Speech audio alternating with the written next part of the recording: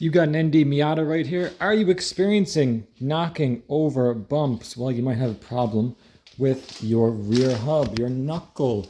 So let's have a look at this. The problem that seems to come up on these is that this wears out right here. We got one on the top and one on the bottom, and those wear out. Now, these appear to be fine because there are, I think, 6 different locations on there. And most of them are actually not bad. There's no play in mine. I've got 150,000 kilometers, I think. Now, another problem area was the part that the coilovers go onto here.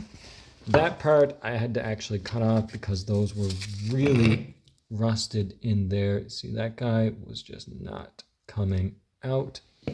So I had trouble with those, but mine is particularly rusty. Mine's in Canada, so your mileage may vary quite literally, I guess. So if you want to save some money on this, what could be done is to simply just replace those 2 right there, and then the rest you might be able to leave.